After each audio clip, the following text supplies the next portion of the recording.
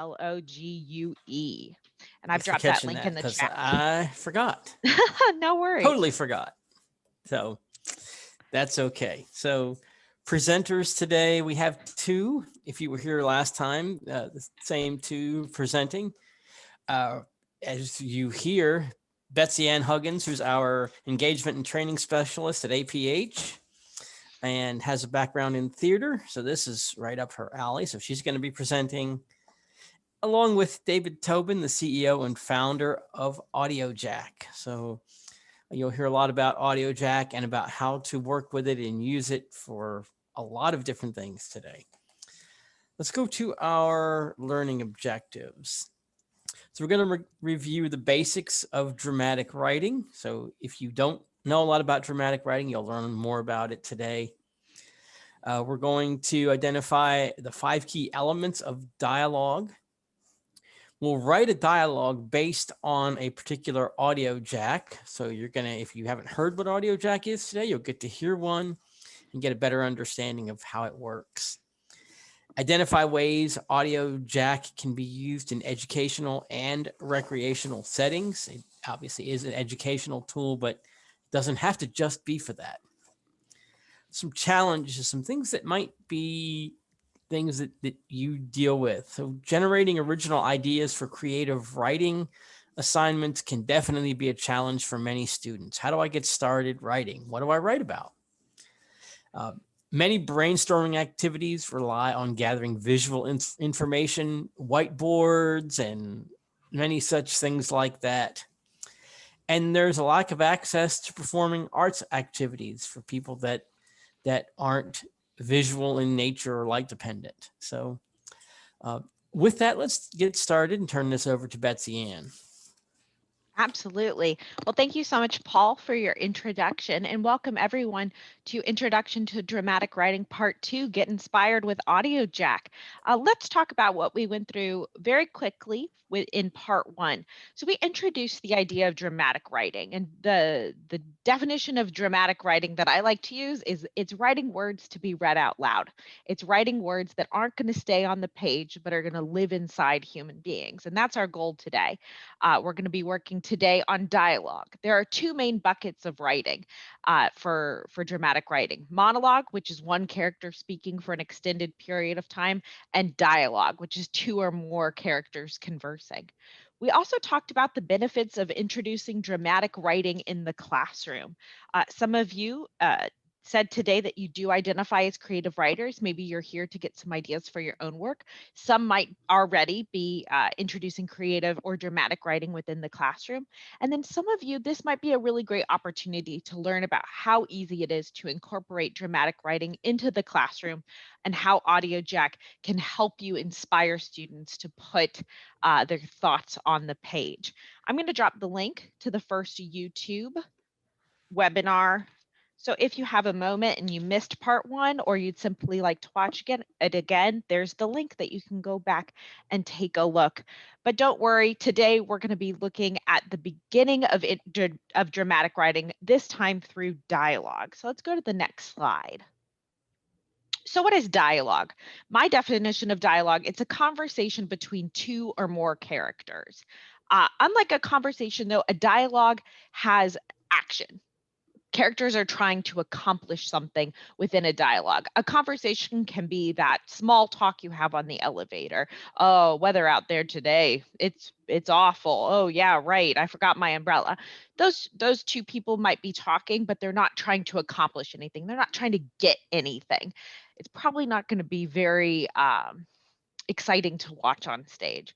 Whereas in dialogue, we have characters who want and need things from each other, and they're going to use words to get what they want in any means possible.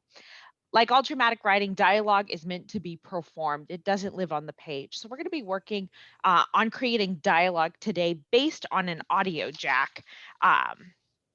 We'll listen to an audio jack a couple of times before we get to writing, but I hope you have a moment to grab pen and pencil, get a Word document up on your computer, or bring out your note taker before we get started. So let's hop to this first poll question, and we'll check in with everybody on this question, what is the definition of a dialogue? So Paul, I hand it back to you. Okay, so as you just heard, we want you to pick the correct answer here. In this question, what is the definition of a dialogue? Is it a speech given to a group of characters? Is it a character speaking to their subconscious? Is it a conversation between two or more characters, or one character speaking for an extended amount of time? Which one of those is a dialogue?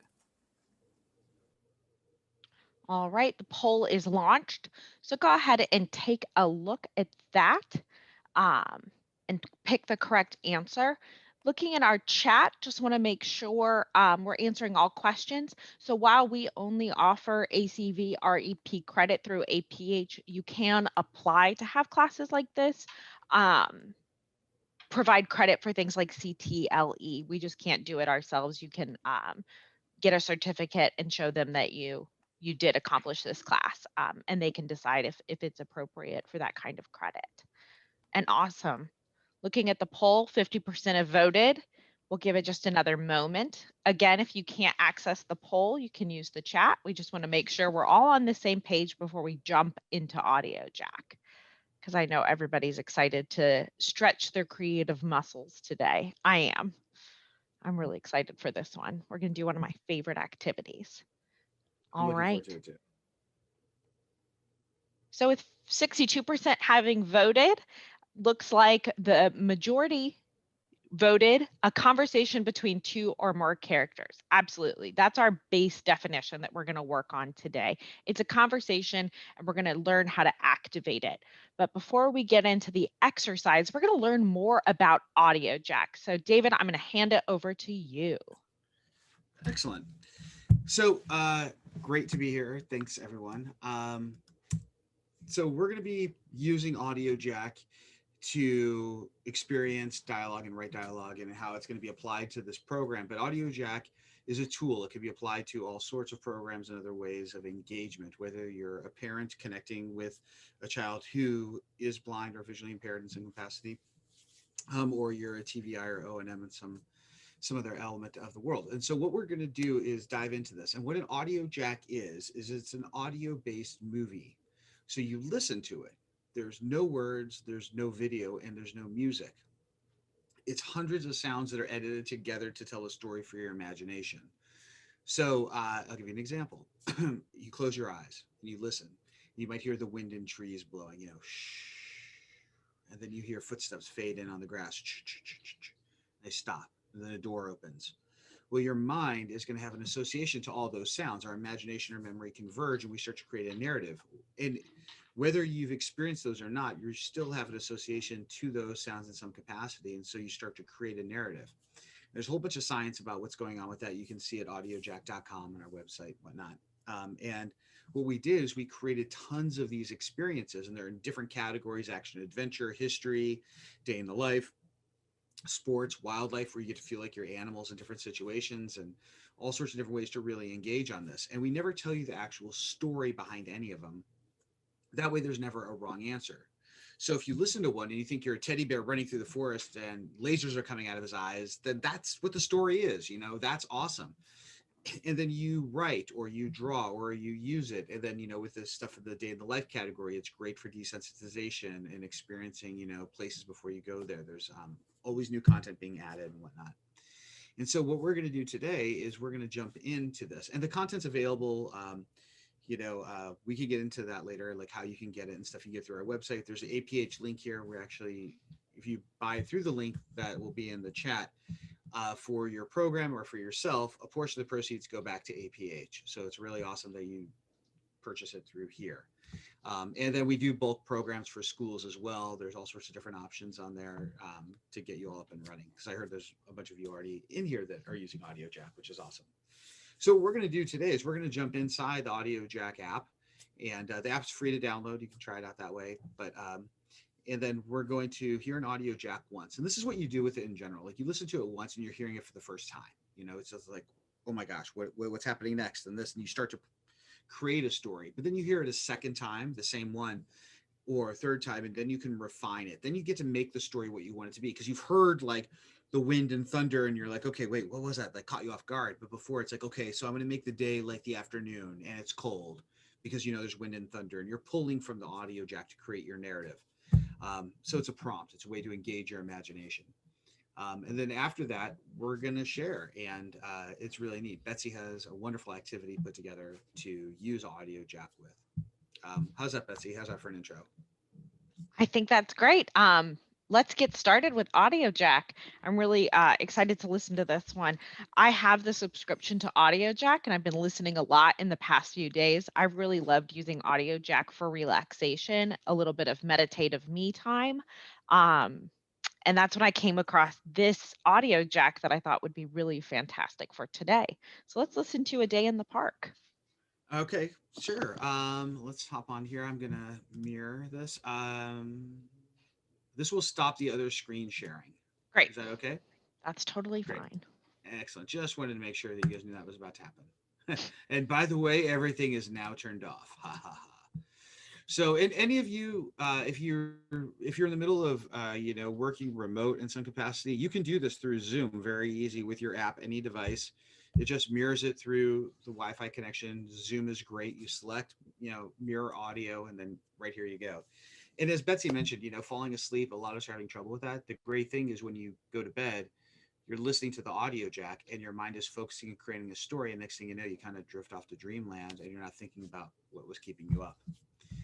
But as mentioned, there's a bunch of different categories here. There's activities with step-by-step instructions on how to use it in different ways just to get you going, but you can do whatever you want with it. And we're hopping into the life category, and there's a bunch of different ones here. And we're going to do a day in the park, which is really neat. Now, it says here that it's 2 minutes and 39 seconds, but it's actually 4 minutes and 30 seconds. There was a glitch with the app. We just did an update, but there's another one coming soon. So we're going to hang out and hear it for that amount of time. Really nice thing is there's a repeat feature. So we should do it at least 2 times. Absolutely. So let's do it once. We'll reflect and think about what to listen to for the next time. Okay, excellent. All right, well then, so for everyone listening at home or wherever you're at, what we're gonna do is we're gonna play this. I'm gonna mute the room just so no exterior sound comes in. I'm gonna mute myself as well.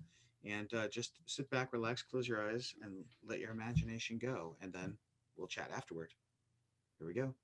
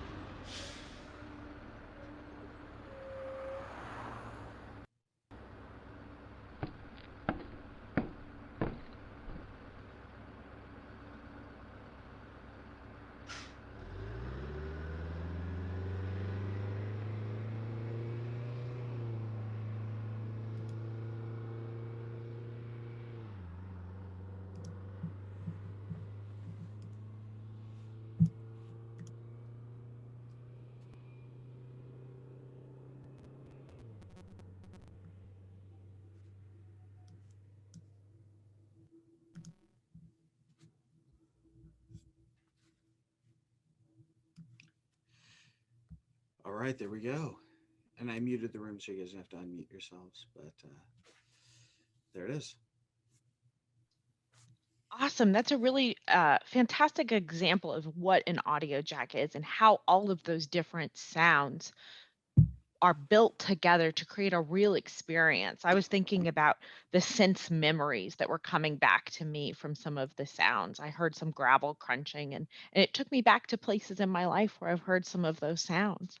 So it's a great way to introduce audio jack. There's no music, there's no dialogue, but it gives the sense of a place, a time, a moment that is a really great prompt for creative writing, but it's also a really relaxing, contemplative, and meditative way to move Yeah. through a space.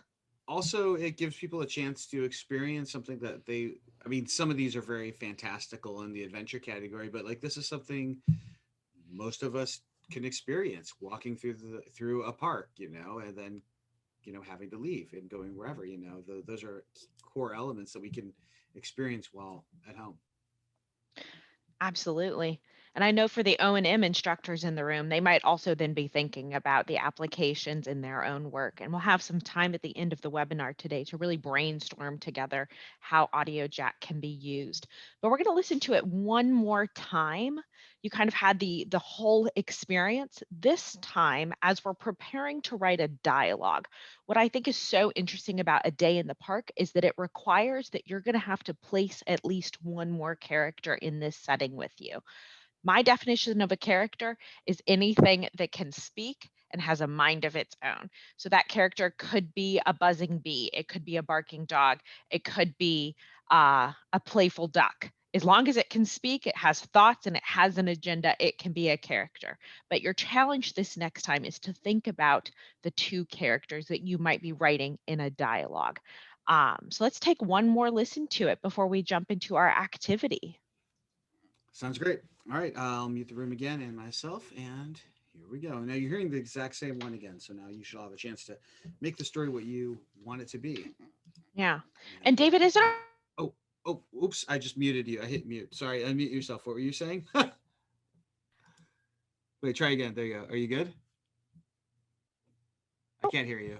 I was going to Now I ask can hear if you. we could maybe take notes on what we're hearing, anything that's inspiring us, some ideas for the story. Yeah, I definitely think people should be brainstorming during this time now. Now Right. you've heard it, you know, it really helps to take that step. Just, you know, stream of consciousness, draw a picture, you know, whatever, do something to that allows you to engage with it on your terms.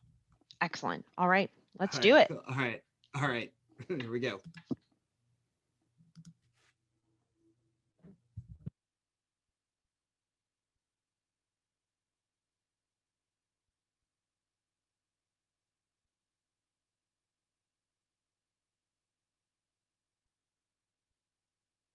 I don't think the audio is playing through here right now.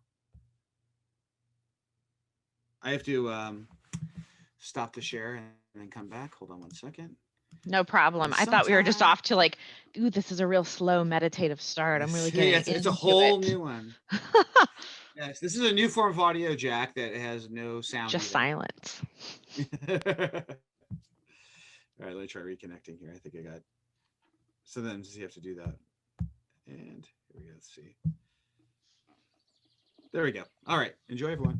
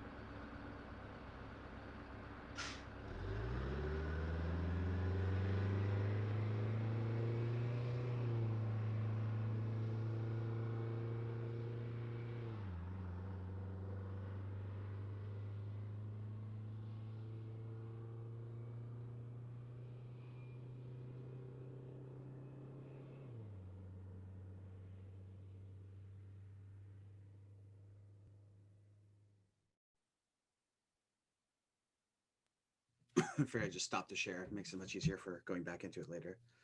So hopefully you all had a chance to brainstorm a little bit and start writing down some ideas of some elements that came to mind. Absolutely. It's really that second listen where you're really able to piece everything together. Because you're not only thinking about the moments that are strung together to form the audio jack, you're thinking of what that moment before was, what's happening before the audio jack even starts, and what might be happening after, thinking about a continuation or a character arc. So fantastic. Excellent. I hope everybody's getting ready to write as we move into our dialogue exercise. So Nikki, if you don't mind sharing the PowerPoint again. Excellent. We're going to move into my first question that I always like to ask for students, which is next slide, please, Nikki. I'd like you to add in the chat. Just take a break from the audio jack for a minute and just think about moments maybe you've been out in public. Maybe you're at the mall, maybe you're at a restaurant, maybe you're at a school. What kinds of conversations do you tend to eavesdrop on? We know that eavesdropping is maybe not the most polite habit, but sometimes you can't help it. Sometimes the people who are speaking are loud, or there's a lot of movement that's drawing your attention, or the story is simply too juicy not to listen to. So drop in the chat, and my friends who are on the webinar, if you guys want to chime in with some moments, like ideas of conversations that you like to listen in on. Any juicy memories or ideas?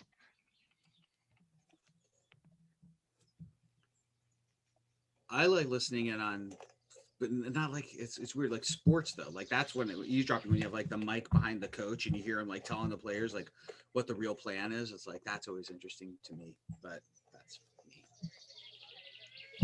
Awesome. And we had a few come in the chat. Yeah, kids talking to each other, especially explaining something that they have no idea what they're talking about. Oh, I love that. That's awesome. Oh, they're precious little hearts.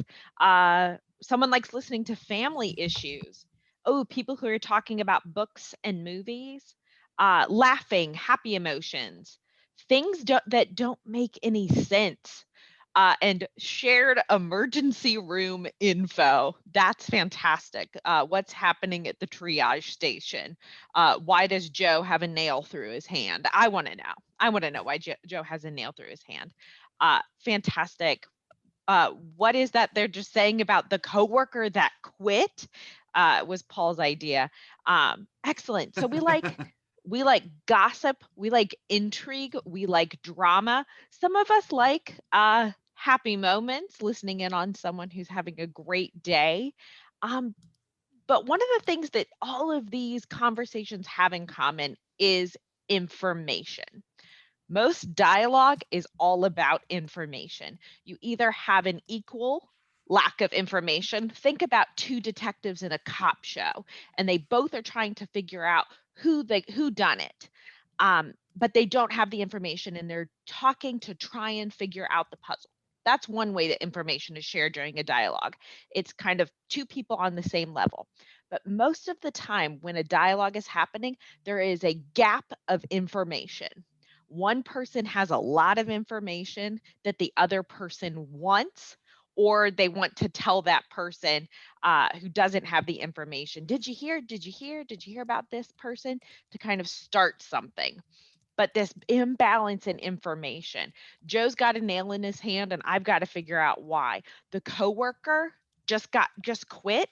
I've got to figure out why that happened. I've got to get the juicy information. Kids talking to each other about things that don't make any sense. I love listening. I have a 5-year-old niece who she is so smart, but she does not understand that people who are older than her were born before her. She has a real sense that the world started when she was born. So anything she talks about is fantastic because there's a discrimination in information. I have a lot more information than Zoe does about the world around her. So listening in, that's creating some humor for me because I have information she doesn't have. Ooh, someone's also saying talking about vacations. Yes, those kind of mystical, faraway things, and maybe using it as a moment of escapism. Fantastic. I always like to remind people what kind of conversations they like listening in on before they write a dialogue. We don't tend to say that we like listening to people being like, oh, the paper, got to get my files in by 5 o'clock. Mhm. We don't like business information. We don't tend to like small talk about the weather. We like to hear about things that are really interesting or fun, like someone's spring break vacation or what happened in the emergency room or this compelling moment in a book that someone's listening to. We like to hear about high interest, high information events. So, as we look at writing a dialogue, let's talk about the 5 key elements of dialogue on the next slide. In our monologue exercise, we really started at the beginning with some of the building blocks of dramatic writing. You need things like setting, a character, um, something the character is going for, such as a goal or a want. But we're going to step it up just a notch for dialogue and go a little bit deeper into dramatic writing. Most dramatic writing is dialogue because in real life most people tend not to monologue or speak for an extended period of time. Right now, accepting right now I'm in a monologue, but we tend to talk in dialogue. We tend to talk in shorter sentences, sometimes sentences that are not grammatically correct, as we're passing language back and forth between each other. So as we think about dialogue, here are 5 key things that I want you to keep in mind. Number 1, we know that dramatic writing isn't meant to live on the page. It's meant to be read out loud. So, first, write for your audience and know your intended audience. That audience could be a classroom of your peers. That audience could be your classroom of students. It could be, I am writing to fantasy lovers everywhere who are familiar with these 3 series. It could be, I'm writing old school sci fi in the vein of Twilight Zone. Think about who your audience is. Who is the ideal person who's going to be consuming your media? And write for them.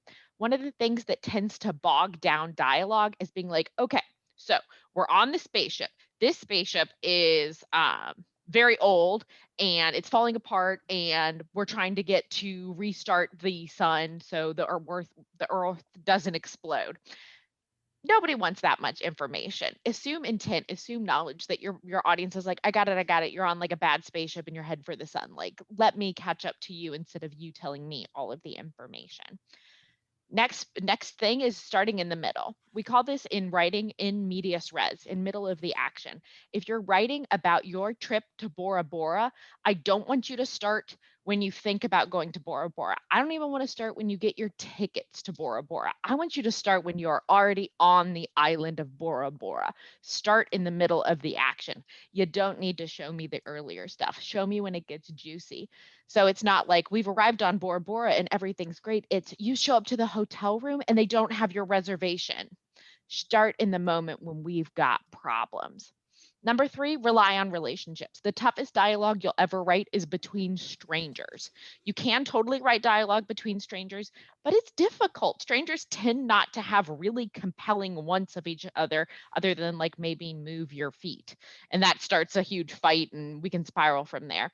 But it's easiest if you rely on relationships. That doesn't mean romantic relationships. It can mean familial relationships, business relationships, friendships, exes. Think about all of the different relationships that you have. It's much easier to write to people who know each other because then it's not, hi, I'm Monica. Hi, I'm Dave.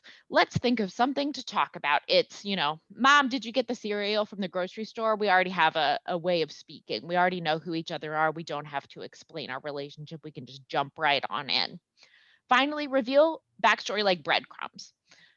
It's really unhelpful to say like, Mom, I have been alive for 23 years on this earth, and you who birthed me should know that more than anyone. Assume that people know what's happening in a mother-daughter relationship and then sprinkle in those breadcrumbs. What's happened in the story previously? What's the exact history we need to know? So if it's mom and daughter who are at a parent-teacher meeting, you might need to sprinkle in How are the grades? What's family life like? What are the expectation the parent has for the children? You're not going to lay that out all at once, but you might sprinkle it in like breadcrumbs. And finally, think about writing for a visual and auditory medium. Even though most plays that are written are never produced on a stage, write like it's going to be. Write like your play will be produced. So think about how you can use the shortcuts that are offered in a visual and auditory medium. Instead of saying, hey, Becky, here we are at the mall, what can you use in terms of stage directions, costume, lighting, sound effects, music to show us that we're at a mall without having to say it? So rely on those visual and auditory senses. Use those in your writing. All right. So without further ado, we're going to do my favorite dialogue exercise. I call it a 20-line scene. So everybody get your fingers ready, get out your medium, whether that's pen and paper, whether that's a document, whether that's a note taker, whether you're just absolutely, I was just going to say that, Cecilia, you read my mind. Totally, you can write them in the chat and then share them that way. Fantastic. We hope that people are going to want to share. So let's move to the next slide and talk about the anatomy of a 20-line scene. So in a moment, I'm going to ask you to write a 20-line scene. We're going to do fast math on it. You are going to write for 2 characters, just 2 characters. Don't give me a third, certainly don't give me a fourth, but I want 2 characters. Each of those characters is going to speak 10 lines. So character A will say line 1, character B will say line 2, character A will say line 3, character B will say line 4, so on and so forth until we get 20 lines. But here's my maniacal rule. Each character may speak no more than 4 words per line. So they can say hi, but that doesn't give me a lot of information, does it? But it's no more than 4 words. So my example here on the screen is character 1 says, what's on the table? That's no more than 4 words. And character 2 says, none of your business. 4 words maximum. I can say 3 words. I can say 2 words.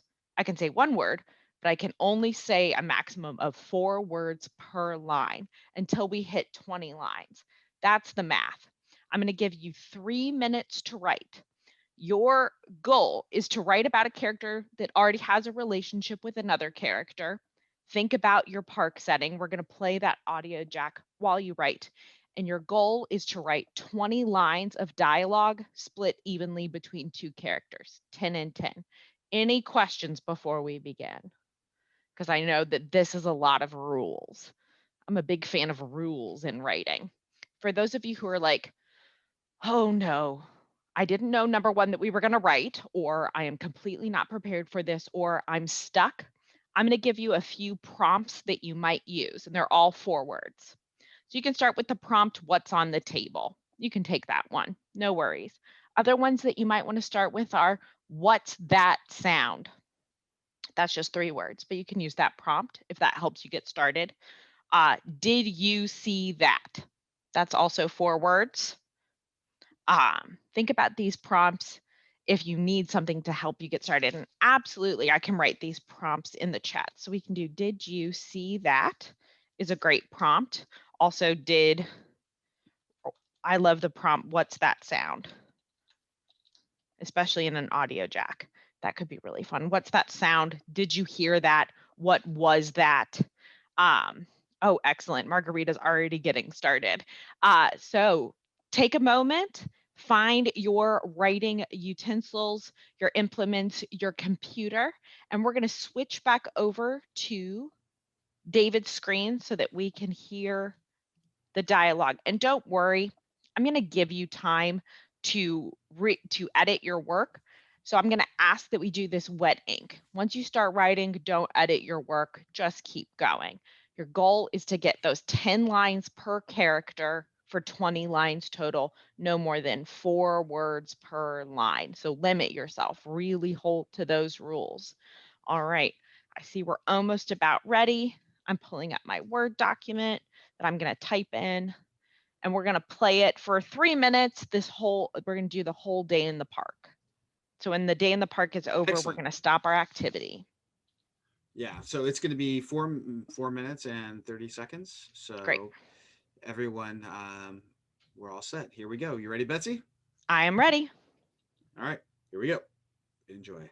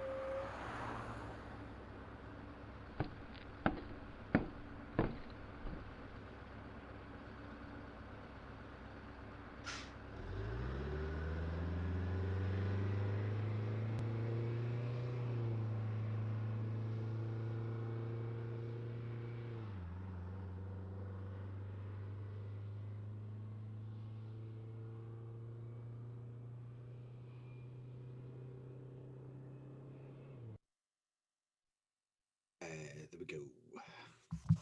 Cannot wait to hear. Oh, I'm so sorry, Cecilia. I didn't see your question about writing the name of the character. No worries about writing the name. I hope you guys just were writing those 4 words. The goal is to get as much on content on the page as possible. So let's go to our quick check-in on the next slide. There you go. So first off, these are just some self-check questions. I love to integrate some social emotional learning within creative writing. So think about number one, how'd you feel during that exercise? Did you feel really relaxed? Did you feel really stressed out? How did you experience the exercise? Did you find that it was really easy to put pen to paper? Did you use a prompt or not? Was it really easy to get started, harder to finish, or was it harder to finish than get started? What would you do differently next time if you did this exercise again? Was there something I that you noticed about yourself? Did you notice that you were spending a lot of time thinking about your edits or even actually editing during the process? Or did you find you could really focus on creation? So as we look at our check-in, ooh, Margarita has posted her dialogue in the chat. Thank you so much for doing that. Because we have kind of a small group today, we do have the opportunity to share our dialogue out loud. But before we do, let's go to the next slide. I'm going to give you some more time to expand. So feel free to go beyond that 4-word limit. The reason I ask for 4 words in this exercise is to get stuff on the paper. We tend to, especially when we're writing dramatic writing for the first time, we're so stuck in our short story, our novel, our long form game that it's hard to get into the vibe of dialogue, of using shorter language, not finishing sentences fully, using abbreviations, maybe not using completely grammatical sentences. It's really difficult. So I like to use this 4-word maximum per line to get people content creating. My biggest maxim of creative writing is that you cannot create and destroy at the same time. So you can't write and edit your own work effectively at the same time. So let's use this time to edit right now. So Cecilia, if you want to give your characters names right now, do so. Consider adding stage directions. So stage directions are the notes not only to the performers, but also to your scenic, lighting, sound crew of what the world is, what the world looks like. You have that audio jack that's already giving you those fantastic sound cues. So if you're setting your audio jack at a particular time during the audio jack, let us know, what are the sounds that are happening? What do you envision the stage to look like? If you only got a few lines out, no worries. This is your time to expand your piece. I'm not expecting perfection. We're just doing an exercise here, but see if you can find closure, meaning can the piece come to a natural conclusion? That doesn't mean that, both characters die, it's the end of a story, but do we come to a good place to rest? And finally, title your piece. So take a moment, go back to your writing, edit it. We're going to take just a few minutes, and then we'd like to share some of these pieces out loud. We have the capability to unmute people selectively so you can read your dialogue. If you're more comfortable putting it in the chat and having someone else read it, that's also an option. So let's all go back to our writing and do a little bit of editing.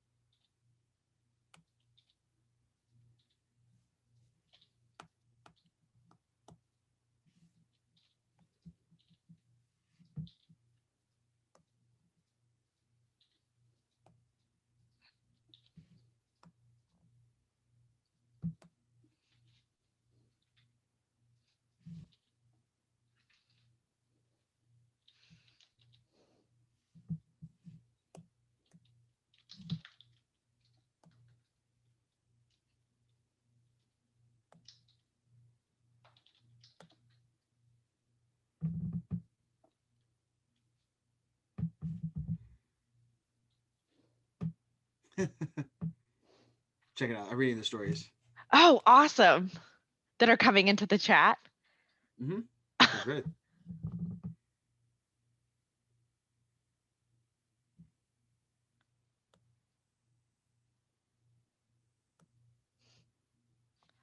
Oh, awesome. No worries. If you just want to post in the chat, you are totally fine to do that. If you don't want to give your characters names, you can always call them character 1 and character 2. That is also a fine way of doing it. Think about your title is how you would introduce this piece to someone unfamiliar. Are you going to give them a key as to what to expect, or are you going to throw them off with the title? So if it's a quiet day in the park, but there's actually, some drama and maybe some fists are thrown, that's it's a fun way to throw them off. All right. So take just one more moment. Think about any stage direction you might need or want. And we're going to ask that folks who'd like to share out loud, if you'd like to share your story out loud, you can raise your hand and we can see if we can unmute you. So go ahead, attendees, and if you'd like to read your dialogue out loud, raise your hand and I can allow you to talk. If you just wanted to type, that's fine too. These are pretty awesome. These are great. Yeah, so Sally, we've got yours in the chat. David, we've got yours. Marguerite, we've got yours. If you guys would like to read them, just raise your hand. If not, I might enlist David and myself. We might trade off reading these dialogues. And Jim too. Yeah, we got Jim on the chat. Nikki, Paul. I had All right. I had to. So Margarita, we're going to start with yours. So David, would you like to play cat or me? I'll do me. Great. So I will be playing cat and David will be playing Excellent. me in this piece. Here, birdie, birdie. What are you doing? Ignore me, person. Sweeping the driveway. What are you doing? Looking at the cat. You're scaring them. If looks could kill. They're gone. Watching the cat huff. Go away. Oh, I think what this is, I think we're doing this wrong. There is a little bit of dialogue, but there's some here that isn't dialogue. It's like, yeah, me we've got watching the cat huff. It's direction. It's saying go away, and I'm still sweeping the driveway. And the cat's like, I'm moving away. And it's like watching the cat stalk. And it's like the cat's looking for another bird, moving away. Oh, I love that. So we've got some embedded stage directions. Great. I think so. That's the vibe I'm getting from this one. That's cool. I like that. Awesome. Me watching the cat's body language. Ooh, we got a new message. Close, Margarita? Was that close, Margarita? Were you off? Or is she like, what are you talking about, man? What are you talking about? You just ruined it. Ooh, we got a hand raised. Oh, Margarita, okay. I'm going to allow you to talk, Margarita. Okay, all right. Yes, actually, that did happen. A next door neighbor's cat, Chloe, I was sweeping, and that look, I'm serious, if looks could kill. I love that your dialogue could just be the cat talking and the human not speaking. Yeah. I love that juxtaposition of like taking it out of our world and putting it into a world where the cat is speaking and the human is the one communicating through body language. But yeah, and like I said, it was just that's the whole impression I got when we were doing that. I was like, oh Lord, but yeah, she just walked away, but not before giving, like I said, if looks could kill. That whole look. That is awesome. That is fantastic. Well, thank you, Margarita, for posting that in the chat. No problem. Thank you. Awesome. So do I have anyone else who would like to share? Maybe we can do Sally's next. Sally, let us know if you're okay with us reading your writing out loud. Wait, we have before that we have David Ferguson. Oh, okay, great. There we are. Oh, that. Yes. Yes. So we can just go line after line if you want to. If you want to do the first line or the second, we just can leapfrog through it. Sounds good. All right. All right. Have you seen the geese here? First time here. The lake is around the corner here. Hey, Rover, come back here. Where did he go? Looks like he found the geese. He's like water. I'm taking the bus home. Guess I need to dry him off. All right. See you later. Bye. I like that. Awesome. Yeah, thank you for that, David. Excellent. I Nice. love he's like water, you know. He just is gonna jump in no matter what. All right, we'll do Sally's next. All Hey, right. Mark. Oh, hi. Birding, Just out. riding, Heck no. not a fan. Not at all. Your daughter here. Not today. Oh, Bing, hi there. Watch out. Bees. Is he okay? I think so. Does he chase geese? Sticks. But geese chase him. Come on, boy. Have fun. Awesome. Bees. Watch out, bees. I love that that 4-line maximum or forward maximum really makes you get to the point. One of the things that I find when I'm editing any of my work that I've started in this way is I'm really reluctant to add to it because I've found that Sure. brevity, you know, we've all heard that fantastic quote, brevity is the soul of wit.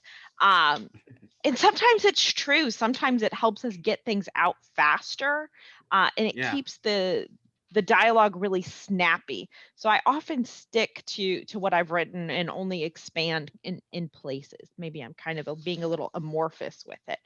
Excellent. All right. Anybody else? Ooh, we did have one come in from Gisette. Yeah. I'll do T and you can be N. How about that? Great. Oh, and we have another one that just popped in as well too from Margarita. Oh, edited a text to a stalking word. She updated it. Nice. Awesome. Oh, fantastic. All right. So this takes place at 5 a.m. at camp before the sun is up. Great stage direction. Nice. I like that. What's that sound? What sound? By the lake? No, not that one. What sound then? It's by the tent. The tent is moving. I hear it now. They're scratching on the tent. There's a parade. Different languages are being spoken. Oh, that's okay. Yeah. Yeah. Where are they from? Oh, sorry. Yeah. Where are Read they by from? stage Those direction. confused looks. Yes. They're lost. Go get someone. I'm not leaving. No, swarm of bees. There's a loud bee sound. Who brought their dog to camp? Something is eating it. There's a sound of birds.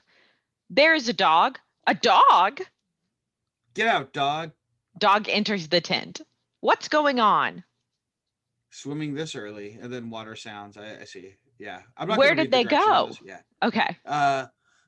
Okay. Who brought the dogs? No people, just dogs.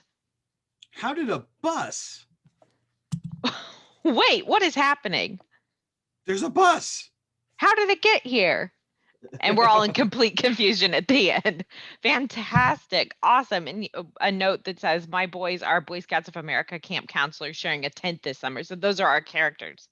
Fantastic. Thank you. And Margarita's Nice. got a new edited text to share. Yeah, it's the same thing, but she added the direction in there. She Great. took it and then upgraded it with the direction, which is really nice to see. And that's really, really kind of something you can do if you're doing this exercise with students, is that, you know, you can take a pass and the first thing you do is just that. You just do the dialogue, then have them go back and add direction to it and, you know, let them really paint the picture and think physically of it. Then they're also becoming a director too. And there's Absolutely. an exercise in the app called storyboard, which follows along that element of it. And, you know, it does have a visual construct to it, but it doesn't have to, the way it's created, which is really neat. Awesome. All right. Nice. Anything else coming in the chat? One new message. Awesome. Well, thanks everyone for participating in this dialogue writing today. It's just really great to activate Audiojack and have a moment to really try out an exercise to give you some ideas of how Audiojack could be used in a classroom. So hopefully you're taking away with you a really great exercise. I call this a 20-line scene. The 4-word maximum per line is really the key to this exercise and making it accessible to students. You're not asking them to write a really long piece, you're asking them to write something short, snappy, that then they can edit into a full-length piece. One of the things I like about this exercise as well is that kids can be working from different points within the Audiojack. I found myself kind of trailing a character through the park who got in a car at the end. And so I wrote my scene from the perspective of someone who'd just gotten in the car after experiencing the Audiojack, meeting up with a fellow hitman after they'd been stalking some new prey in the park. So it allows you to think about where you might take a piece. So David, we're going to turn it over to you as we explore Audiojack and what else we can do. So we'll skip the next few slides, Nikki. Okay. Oh, wait a minute. We do have a poll question. I apologize. Yeah. So Nikki, do you mind pulling that poll question back up? We do have a poll question. So for those of you who've been joining us today and experienced the Audiojack, as we get started talking about how dramatic writing can be used in the classroom, let's introduce this poll question. So Paul, I'm going to launch the poll and hand it over to you to read it out. Okay, and this is just your opinion question. So your answers may be different than somebody else's, but in your opinion, dramatic writing can address which of the following ECC components? So we've listed all of them here. So which ones can dramatic writing address? Compensatory access, sensory efficiency, assistive technology, orientation and mobility, independent living, social interaction, recreation and leisure, career education, or self-determination. Some of these may jump right out at you. Others maybe not, but which of them fit in and can be addressed by dramatic writing? Pick all that apply.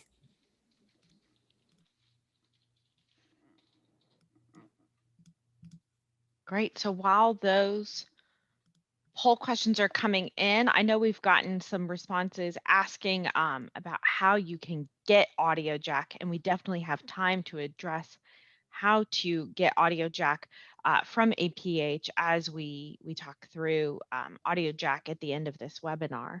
So looks like we've had Alex put one in as well. Oh, great. We have one here from Alex. You want to read that one? You want to be number one? I'll be number two.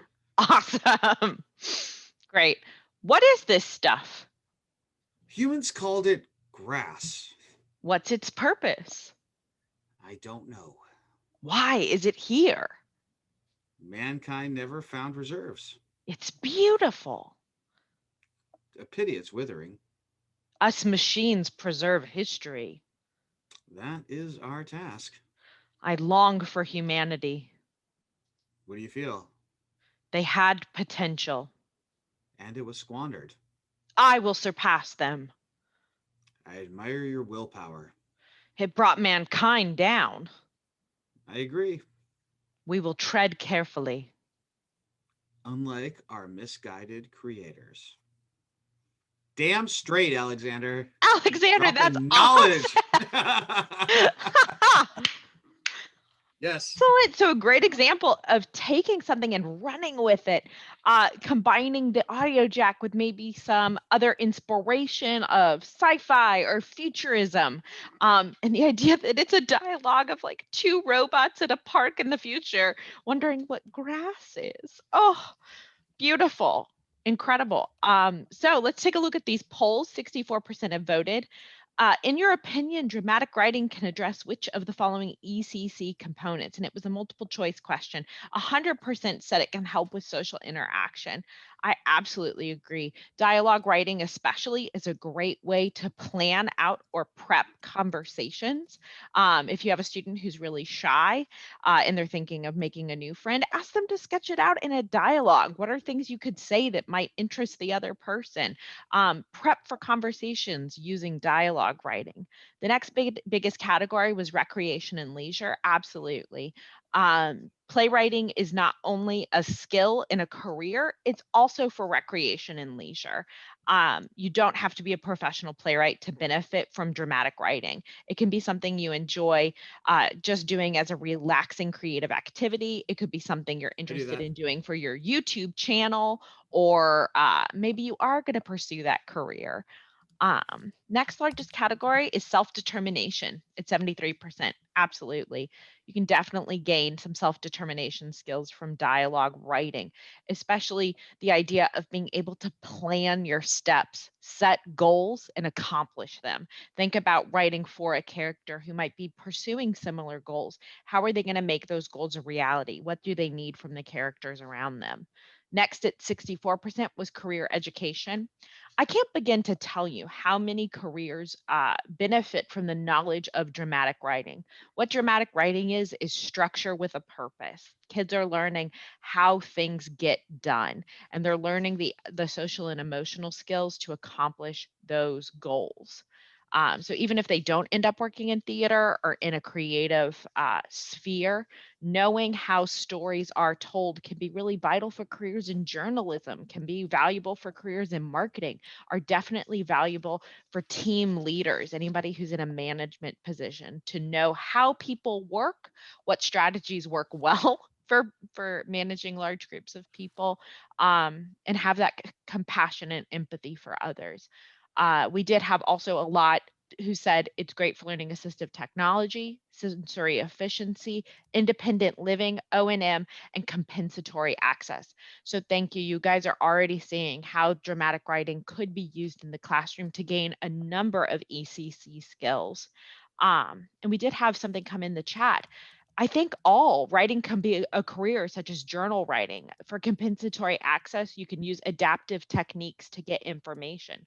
For assistive technology, whatever you're using to input, if you've got students who are really reluctant to take out their braille displays or their note takers, this might be a really engaging, exciting way if you give them the opportunity to do the kind of writing they're interested in. O&M orienting themselves in the scene, using some stage directions, recreation and leisure, and figuring out what to do for independent living, ability to learn what daily life might be like. So thank you guys for completing that poll. And now, David, I'll hand it over to you. Great. Hi. So no, that's exactly it. I mean, that's the thing. Like with writing, you know, it could be so many different things because it's a form of communication. It's a form of how we interact, and be able to harness those skills and work on them. There's a lot of fun ways to do it that can be pretty beneficial. So yeah, if you have questions for me, if you have questions about Audiojack, please put them in the chat. I'd be happy to do that. Or if you want to chat, just raise your hand and Betsy will let you in. And you can chat with me as well too if you have questions about this. Just to let you know that if you do want to get Audiojack, you can head to the link that is going to be put in in there right now, and that will take you so you can get an account. You can get group accounts, you can get individual accounts, you can you know, do a lot of different things within that options. You can see there are individual accounts, there's group accounts, then there's free accounts that you can get that have partially locked, partially unlocked and whatnot, monthly and annual as well too. And if you do get it for the annual amount, it comes out, just so you know, for the pricing, if you're not looking at the link yet, it's $1.25 a month. Yeah, just so you know. That's something. So I created Audiojack a while ago, and it used to be a lot more expensive because we were just starting out. It had to get to a point, but the whole thing was, how do we provide this tool the easiest way possible? And so that's why there's a free version. That's why there is a very low cost version of it, because it should be something we all have access to. And I started working with Perkins School for the Blind a while ago and really had a chance to develop it, and then got connected to California School for the Blind, and then eventually APH. And I've been working with them for a while now on be able to make sure we're providing a tool that allows those with visual impairments a way to yes, you can use it on any iPad. Sorry to interrupt. Yes, you can use it on any iPad.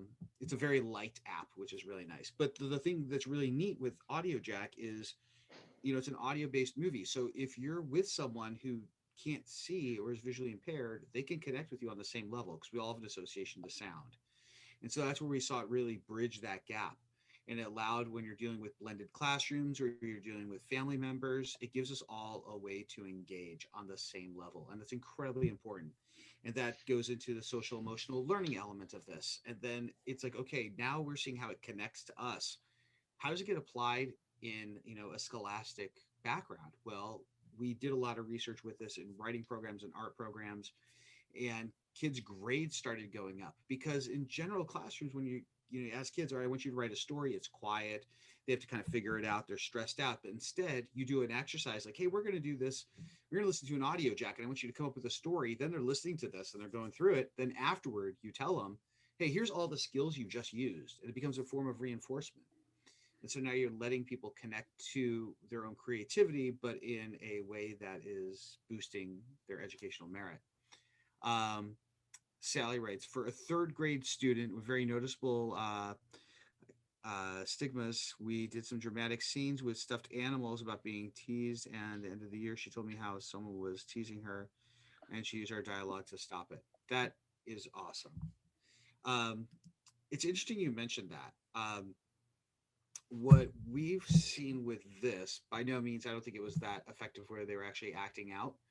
But what we have seen is that blind students have done this in classrooms with sighted students, and previously they had been kind of outcast in some capacity. But when they do this, everyone's on the same level, and the sighted students are very curious about what the visually impaired person came up with, and then they see the similarities in their stories, and they're like, wait, you were fighting a dragon too? Me too. And it allows them to connect on something like that. So it's really neat.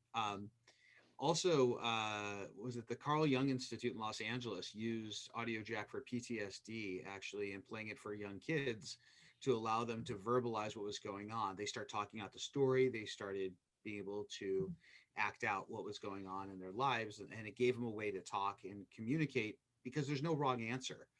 Like, some of these do have titles that are specific, like in the history section, there's one called Civil War. That could apply to anything, but we used specific sounds to make it feel like you're on the outskirts of the Civil War back in the day. But you can still let people create their own narrative within it. Are they a bird watching it from afar? Are they a soldier walking away? Are they, whatever? It allows people to connect with history, with moments of time, with their own imagination. And that's the whole thing, right? With education, we want students to find their way to connect with the material and learn, because not everyone learns the same. So this has been able to break down some barriers in that capacity. It's really neat to do this with APH too, and all the different resources that you've come up with too, as well, in these exercises, Betsy. Absolutely. I think it's a really valuable tool. And as I was saying earlier, even just listening it to alone to practice some meditative or self-reflection skills. Um, Today we used one audio jack from the life category. Last time we used an adventure one, which was really exciting. It was really taking people in some sci-fi adventure directions with their writing. So there's an audio jack for pretty much everyone. I also really excited by the history ones. I think Yeah. blending those creative writing elements into a history class might really help people take on the empathy for the characters who were living in that situation. So history is not just dry. It's not rote memorization Yeah. of dates and times. It's thinking about what was life like for people who lived through these moments. Yeah, you get to time travel. And we have a new audio jack that's actually coming out next week called Inked. Or maybe Ink or Inked. And making that with a dear friend of mine who is a pioneer in the tattoo industry. She Oh, has been doing a lot of amazing work in charities and things like that. And so this will revolve around that in a really unique way that I'm not going to tell you much more about, but it comes out next week. And every Tuesday at 11 a.m. Pacific time, I do a live audio jack session on Zoom where people just join in. We've had a lot of recently, they just wrapped up. Last week was the last one, but it had tons of teachers and students joining these now from all over, from different backgrounds. And we have, seniors joining in, but we have people from the blind community. We have people from some after school programming, public school programming that aren't coming from the visually impaired space, but blending in. It's been kind of a thing. We tapered off now because summer is here, but that's every Tuesday. And if you want information for that, you can go to audiojack.com. Click our logo in the center of our webpage, and we'll take you to all the info. But that's something that's free. It's an hour long. We hang out, we do an audio jack. So if you want to try it out that way, that is there too. But yeah, And Betsy, I I can think you really drop hit the that. nail on the head. Yeah, I'll drop Yeah, that link in the chat. This is for audiojack.com where you can find that yeah, weekly Zoom writing opportunity. So I think this is a good time for us to launch this final poll. We've talked a yep. little bit about how Audiojack can be purchased, but let's check in. So Paul, I'm going to launch poll number 4. Okay. So tell us, please, how can Audiojack be purchased? Individual monthly subscription, individual yearly subscription, group Okay. monthly subscription, group yearly subscription, or all of the above. Pick the correct one. And if there's any questions you'd like to ask David about Audiojack, feel free to put those in the chat right now. But I think this would be also a good opportunity if anyone wanted to share an idea about how they're going to use Audiojack in their classroom in the future, whether that's to spark creativity, whether that's for relaxation, whether that's for social emotional learning, O&M skills. Write it in the chat and share with our group of educators today how you might use Audiojack in the classroom.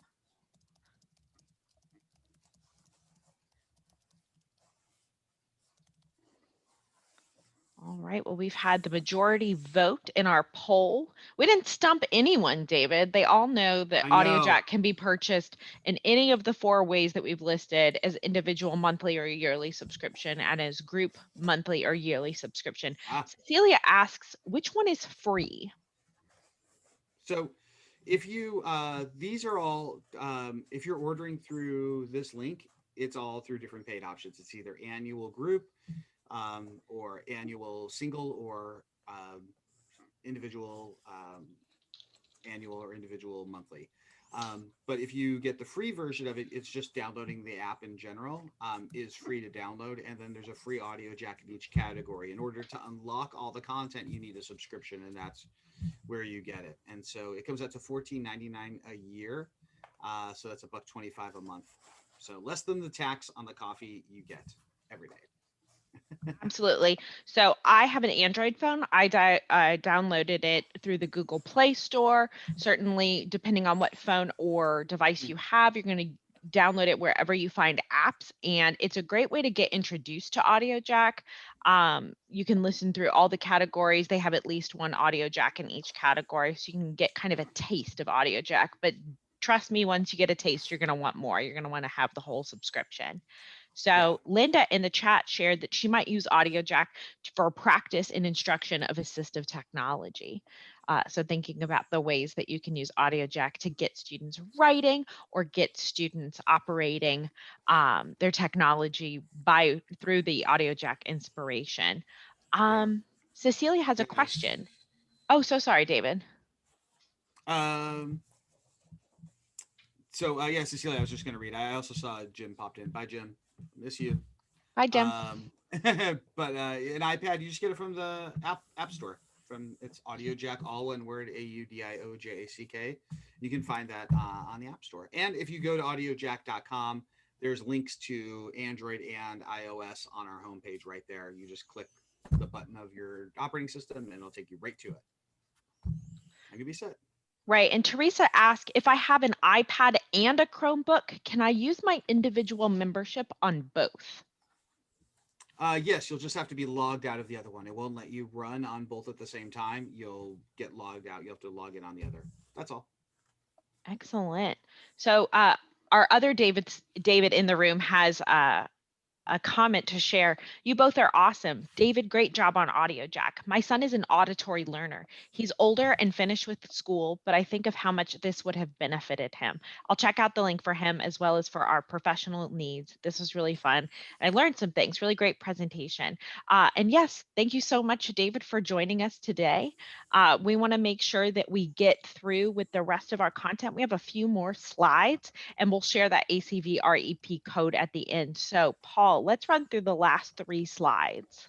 Okay, so what we've discovered, dramatic writing can address both core curriculum and expanded core curriculum skills. So many of each. Audiojack provides accessible material for brainstorming, creative writing projects. We talked about some of the inaccessibility of brainstorming projects, and this will help with that. Audiojack can be used in integrated classrooms to foster equity and inclusion. We talked about earlier about it being used in a classroom with students who are sighted and visually impaired. Dramatic writing is a low barrier access to performing arts. Now, this next slide, you might look at this and say, Braille Blaster? We're talking about Braille Blaster in an Audiojack webinar. But Braille Blaster, it's great for using and creating quality Braille. And some of the things you may create with Braille are prose and verse play options, poetry, all these things. Braille Blaster is a free tool for creating Braille. And some of the Braille you might create will fit this. Poetry and verse and prose and stage directions and any of those things. It's not just for math. It's not just for STEM.